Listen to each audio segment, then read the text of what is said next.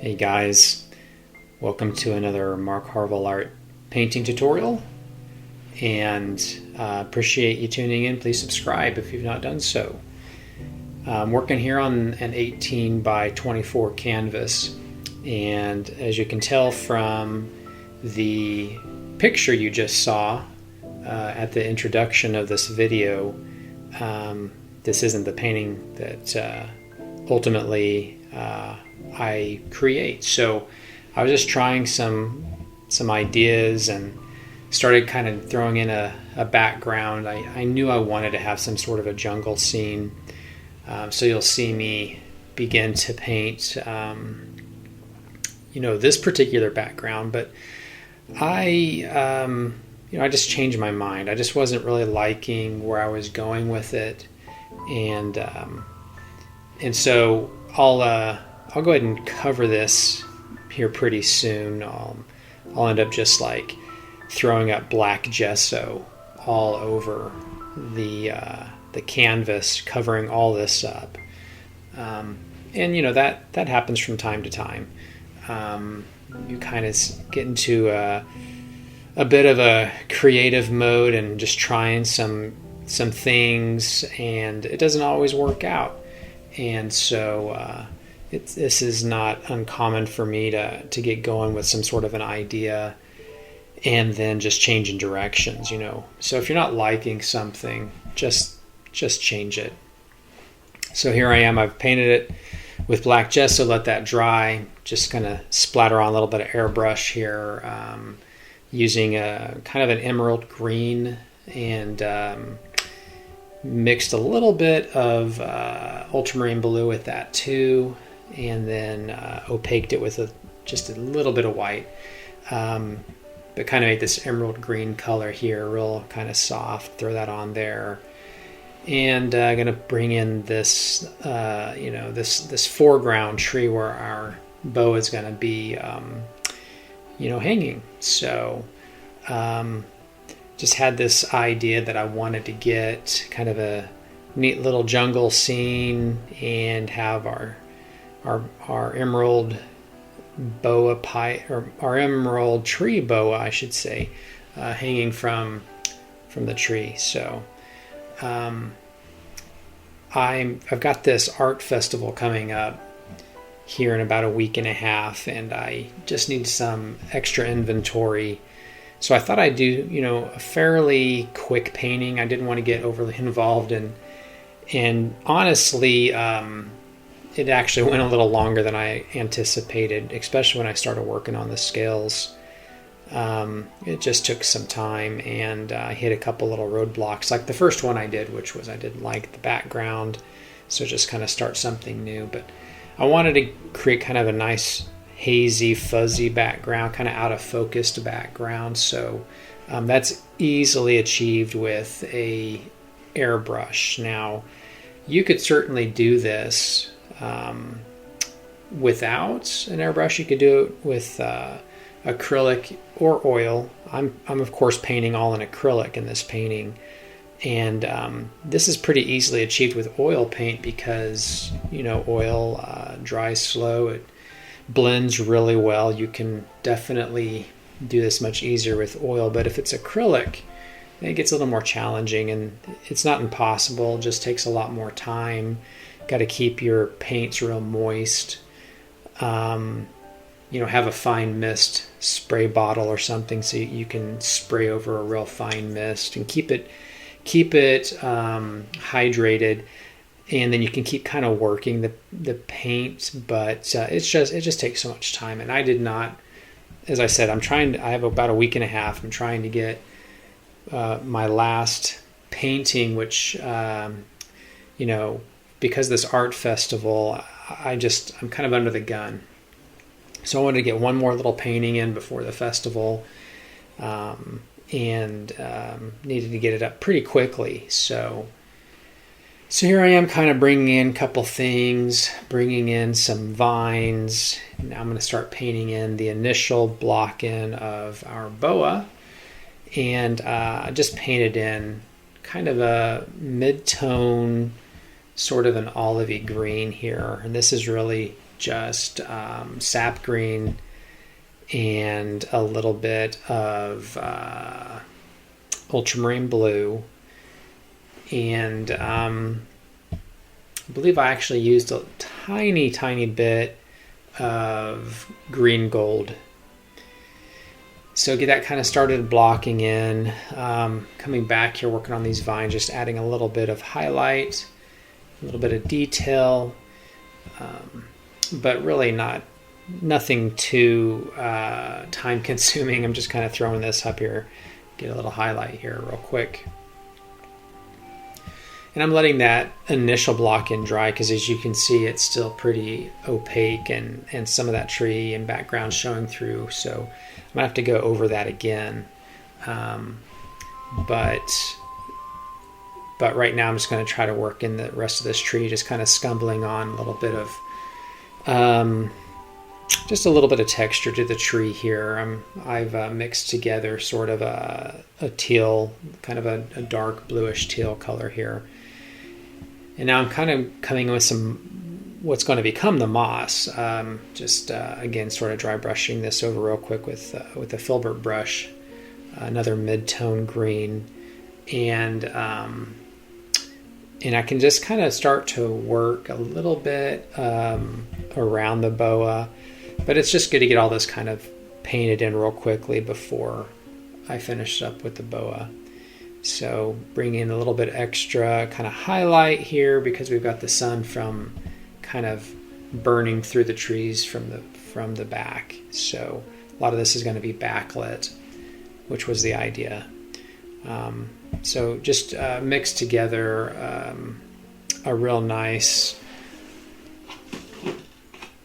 sort of bright green. Actually, I used brilliant yellow green for that, and of course I kind of blued that up a little bit with some ultramarine blue just to kind of get it a little cooler, and that's kind of what you're seeing on the forefront of the tree. And then of course this backlit is going to be that brilliant yellow green. So just take a little time here, kind of lighting up a little silver lining here on the tree real quickly and just working around. So it's just good to get all this kind of initially blocked in here before we start really going on this this boa, because I really just don't like to have to paint around things very much, honestly. I will if I have to, but I'd rather just get it all worked in than overlay the subject. So I'm coming back now, same kind of bluish green. I'm giving it another nice block, and I just want to get rid of some of those brush strokes and some of that translucence. So I've mixed together purple yellow here for the eyes. It's going to be kind of a darker yellow here. So you'll want to use the complement color with purple, predominantly a little more yellow though. And that'll be a really good way to desaturate that yellow with its complement. And start bringing in the head now. So just using some midnight black here, and that'll just kind of get brought in here for the initial mouth and jaw here. So get this kind of worked in real quickly, and we can start to lay in a little bit more detail. So got a lighter version of that yellow now, kind of start to go over that dark yellow and a little bit of black, and I'm going to start to just bring in a little bit of detail here now. So I'm using a small round brush. This is a pretty fine head brush. I want to say it's like a number 0 brush. It might actually be even smaller. It might be like a 0/8 or 0, like an 1/8 or a 1/10, 0/8, 0/10. I don't know. They label these brushes kind of strange, and unfortunately, even with brushes, I come to find that manufacturers will use their own numbering system. So, but I just use a wide variety of brushes. I don't really have necessarily a favorite manufacturer, though I will say I do like Rosemary and Company quite a bit, but their brushes are you know, they're pretty expensive. They're from England, so you have to get them shipped across the pond, but they're great brushes too. They're just a little more expensive, and I tend to kind of just use sort of middle of the road brushes. I'm not, you know, I've come to learn that you don't want to go too cheap with brushes because they tend to shed and they just don't stand up very hardy. So, but I've also come to find that even with the very expensive brushes, they just don't really make an enormous difference. It's really the hand behind the brush. But so, you know, I've decided that I can just sort of go through some fairly cost-efficient brushes that kind of fall in between those two categories of overly cheap and overly expensive. And then I'll just try to take care of them and just change them out frequently if I have to. So start to bring in some of that initial highlight using some of that bright, brilliant yellow, green, and a little bit of, I have also a little bit of green gold on my palette as well, which is good. Green gold just tends to be a little bit more of a bright kind of lemony green, if that's what you're looking for. I kind of oftentimes with like the brilliant yellow green, it kind of tends to be a little bit more on the cooler side and not so warm, and I like that too. So now I come in here and start kind of building in the scales, just using some really thin, thin black paint here, and just a really fine rigger brush. This is a very small head brush, and it has a really fine sort of a bristles that I can get really nice thin lines here. So I'm just kind of jumping between a couple brushes here, and just start kind of working this in. So as I start to kind of move around into the mouth region, I can start to use some of my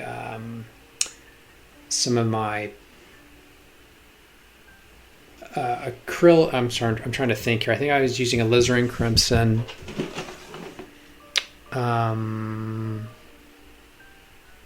And I was using a little bit of, can't even remember now. I'm trying to look.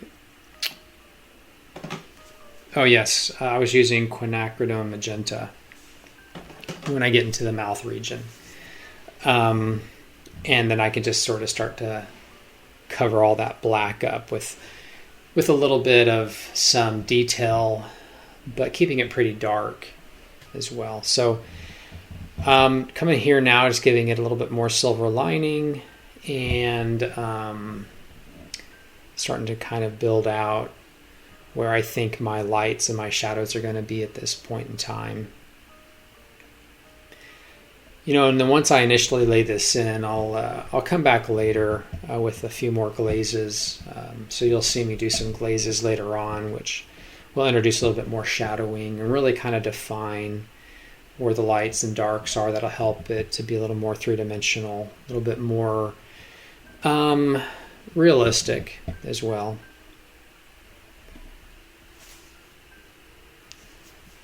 So you just kind of want to keep this thing a little sun glow here off to the left side and a little bit behind the back of the head.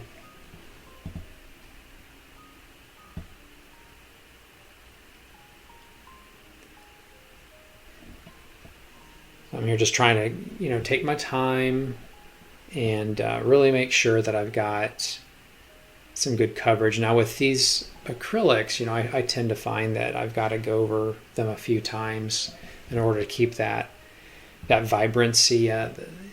Those who have used acrylics know that they dry a few shades darker when the water evaporates, and they sometimes can take on almost a chalky appearance. And so the best way to combat that is by just adding layer upon layer of paint, and that'll really help to keep that a little bit more vivid and bright with its colors. And I oftentimes I do like to finish in oils. Now in this particular case with this painting I did, and I kept it all acrylic, but you can certainly come back on top of all this with oils. They do retain their vibrancy, which is nice about that. But you can just continue to add a little bit of extra layers of paint, let it dry a little bit, and then go back over it again, and also kind of start to remove some of those brush strokes. But that's really kind of the negative side of using acrylics oftentimes too, is they're just going to dry so fast, and there's some methods you can use to help kind of prevent that. Of course, I use a Stay Wet palette, but you could use some retarder and slow down the drying time just a little bit as well. But I just use the Stay Wet palette, and I just have to keep hydrating it every few days. So coming back with that quinacridone magenta and that alizarin crimson now, and just start to bring in some subtle detail here into inside the mouth, and kind of let that dry, bring in a little bit more highlight. Now later on, kind of at the end of the painting, I'll come back with some glazes, and I'll bring in some pure red, but just in a very transparent form. And I'll just kind of go over kind of the front of that tongue just a little bit, and kind of wash over some pure red. And because it's going to be nice and transparent, we're going to be able to still use a lot of that magenta, and it'll be able to see a lot of that underpainting through that. But I've spoke a little bit about the vices of acrylic. Some of the virtues with acrylic are the glazes. I really like glazing with it, which you can of course glaze with oil. You just have to let it dry for several days, and with acrylic it dries really quickly, and I can just let it dry for about 10 minutes, and then I can come back with glazing, and I can just keep working the painting. And so that's a nice feature to acrylic paints, and I tend to use a lot of glazes. So I try to match the color for the most part, but I'm not usually overly concerned if it's not exactly right, because I can use the glazing method as well to color correct things. But it also helps to soften, and it's nice to bring in subtle shadowing. You can even use it for highlighting if you want to. But just taking our time here, and bringing in additional little bit of detail. I'm bringing a little blue now because I just want to make sure I have some nice cool colors that are going to be in that shadow area of the face. So I've kind of just slow down here just a little bit on the head. Then this is going to be a really important feature to the painting, and I really just kind of want it to pop out at you, which is part of the illusion with bringing in all that kind of blurry background. Will help to really draw this snake out, but his little head's just really kind of poking out here at you. If you can imagine walking through a jungle and walk under a tree, and a little snake just uncoils right in front of your face. It would be kind of a startling thing, but it's kind of the vibe I'm trying to create here. All right, so we'll come back to this head a little bit later and kind of rework it, but now I'm just going to start bringing in a little bit more of highlighting into the body area, and so I'm just going to initially kind of go over this and sort of dry brush on this little bit of paint, kind of softening along the way. I'm really kind of allowing the canvas to pull off the paint, so I don't put a whole lot of paint on the brush, and then the canvas will just sort of pull off the paint from the bristles as I kind of go, and I can go through this and sort of outline the highlighting areas and create some dimension here now, and then I can sort of soften and blend along the way as I go. So we can bring this kind of initial sort of contour with the body. You need to follow the shape of the body, which is going to be really important when it comes to bringing in those scales. And I'll talk about this here later as I start to actually painting the scales, but it's pretty important to really follow the contour of the body here now. Otherwise, it's going to look flat, and you're just not going to be very happy with it.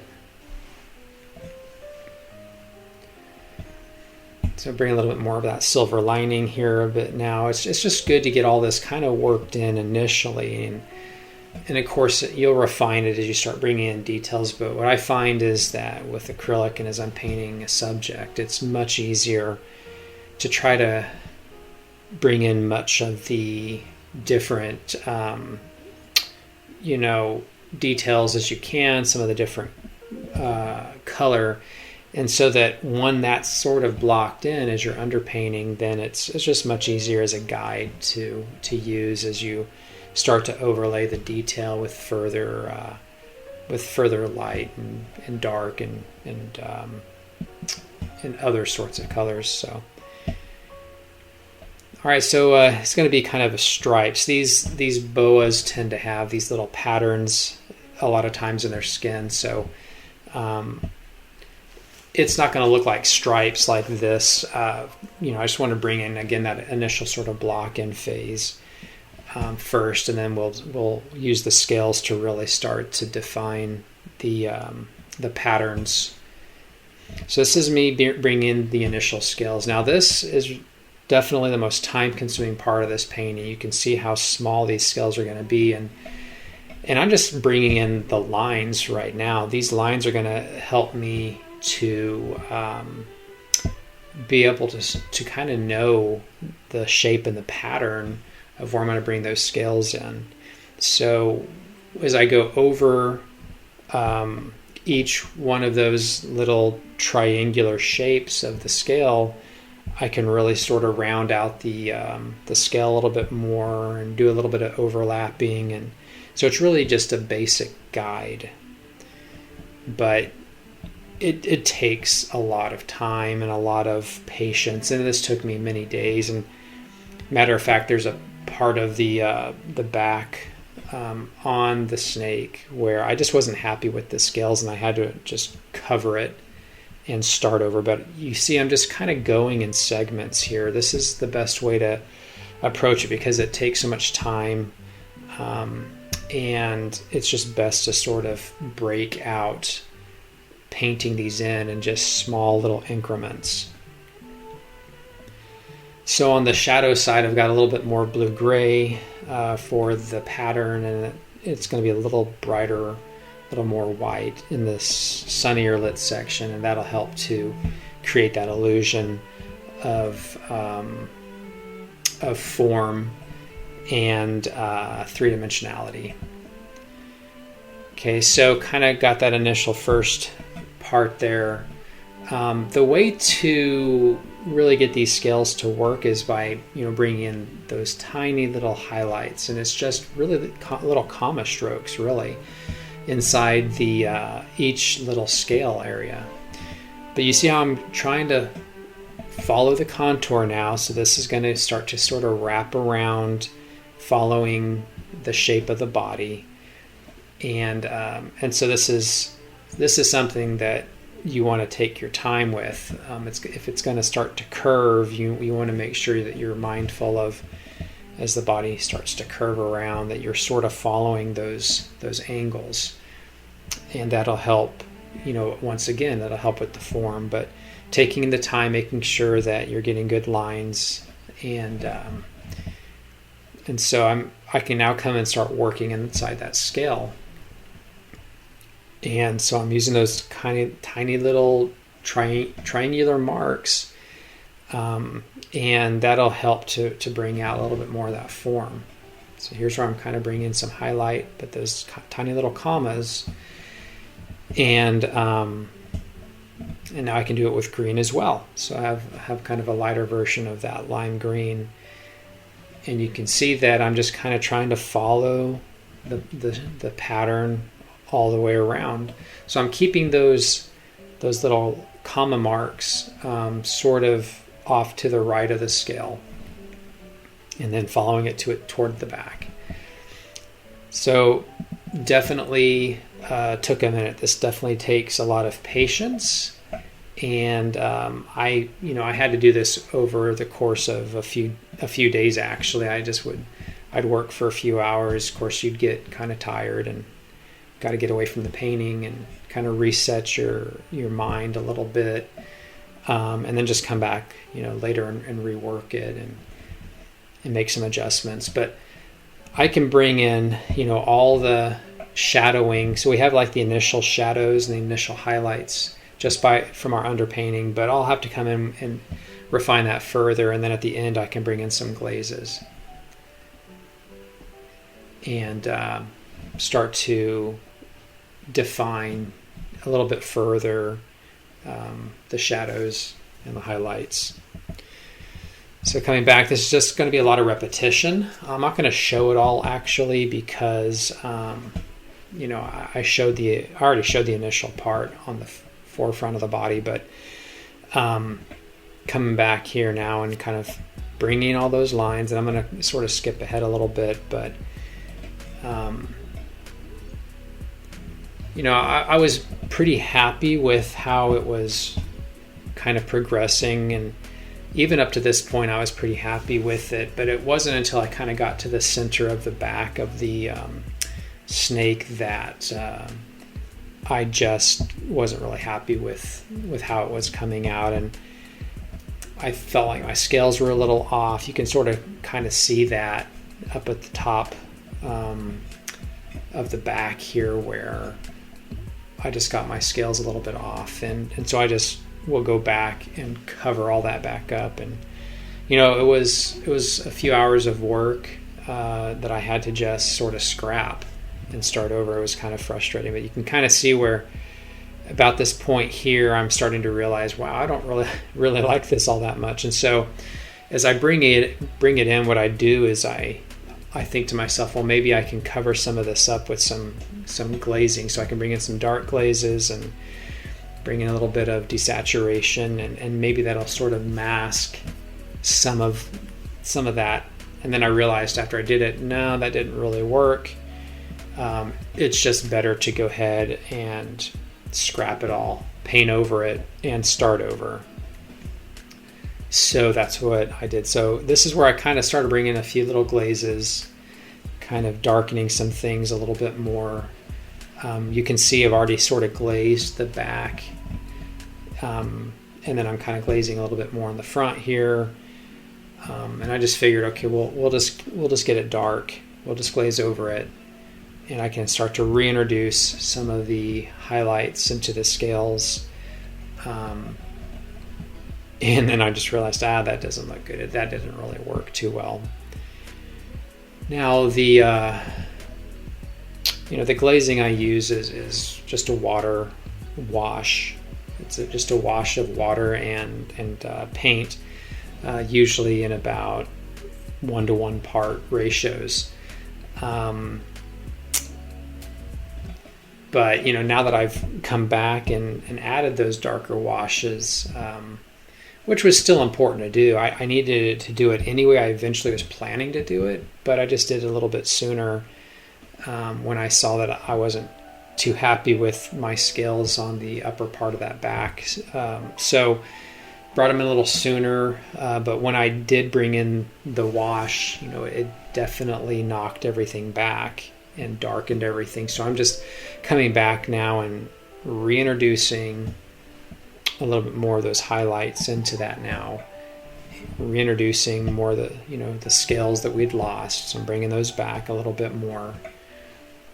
And all that was fine. All that was something I'd planned to do anyway, but I just, on that upper back region where the scales, it's still transparent enough that I could still see my mistake with how I introduced those scales. And so I just eventually decide, okay, I'm just gonna just paint over all that.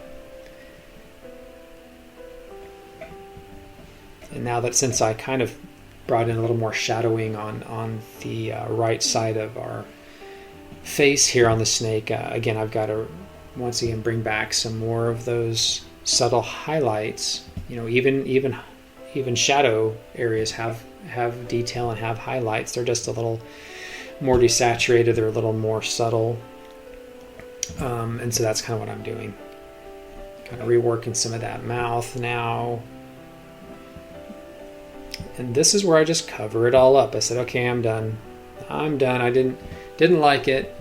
We'll start over. So, and then of course I skipped forward because I brought in back all those scales. It took a lot of time, and it just wasn't worth me recording because I'd already showed this part. But now I can come back and start once again following the contour of the back and follow the shape and direction of each of those scales, and I can start coming back in with further highlighting. Now, when I did this, I was just much happier. I kind of saw the mistake I'd made and was able to correct it, and it just took another full day. It was just a lost day, but that's fine. I wanted to make sure it was right, so I can bring in some of the highlight now, some of the silver lining, and then that kind of that brighter version of that blue-green.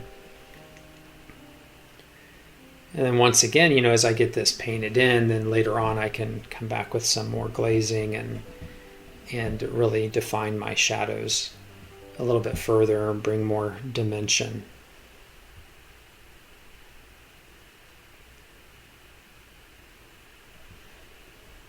But there's just a lot of repetition. There's not a lot to really say more about this. I'm still using sort of those little comma strokes and starting to form out each of those scales. But yeah, just a lot of repetition, and so that's kind of why I just sort of jump ahead here and fast forward a little bit more. This is kind of where, I can start to do the refining part now on our snake. I'm kind of reaching that point where I can start bringing in some of my tonal best highlights and really get in some of that backlighting. So here's where I'm bringing another glaze now. This is going to darken that up and kind of define that shadow and bring more dimension now. And since I got all that finally corrected with the scales, I can really introduce that now. Kind of bring in more shadowing here at the back of the tail, and this is of course showing the underneath side of the tail as it wraps around the tree. You get a little more silver lining now on those vines. And we can sort of now just kind of finish up the rest of these scales. So because it's just such a monumental task of getting all this in here, it just took some time, and to work in little segments like this, just kind of break up the workload and make it a little more manageable.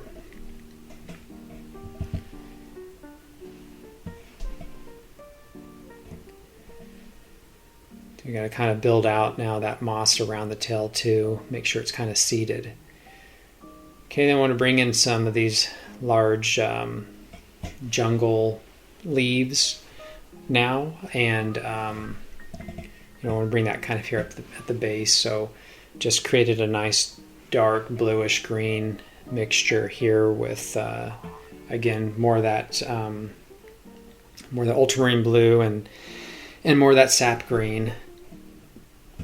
And then just start kind of bringing in some subtle highlights, kind of lightening that up with a little bit more white, and then I'll sort of warm it up here with some more of that yellow green.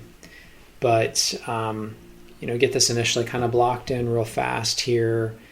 let that dry, and then I can start to, well, actually I need to bring a couple layers of that, once again. It's, I have to cover up the, that background, so it may take a few layers to do that, which is why you want to get really good quality paint. The cheaper you go on your paints, the less pigment it has, the more paint you need to use to cover, and so you want to certainly get a good quality professional style paint, and then even though it's more expensive, you don't need to use as much because it just covers better. But now I can just sort of build out the details here into these leaves a little bit more. I'll even come back with some glazes on these leaves, especially those that are kind of tucked away behind this tree trunk. I'll darken up with some dark glazes, which is really just a little midnight black and a little bit of sap green are the colors I use to glaze. But you'll have to let that dry fully and completely before you do glaze, otherwise you're going to get yourself a muddy mess, and that will frustrate you, so you don't want that to happen. So make sure you're nice and fully dry to the touch before you try to introduce those glazes. But all this will help to serve to really be an eye stopper, help to really start to push that background back even further. I just wanted to get, just a little bit of detail and some things kind of going on here in the foreground a little bit more. And I can start to sort of bring in the silver linings and warm some things up a little bit more. And this is where I'm glazing over some dark. Now that'll really knock that back and get that more into the shadowy areas, and just gets a nice good contrast going here. So I'm starting to come to the end of the painting. I will add some leaves here at the top of the tree, kind of spilling into the scene as well. This will be another nice little eye stopper, but for the most part, this is the painting, and I hope you enjoyed it. Hope it was helpful for you, and I appreciate you tuning in. If you like it, please share, and I appreciate all your comments. Appreciate you subscribing. It means a lot to me, and I'll look forward to sharing another video with you here real soon. So thanks so much, and have a wonderful day. Bye-bye.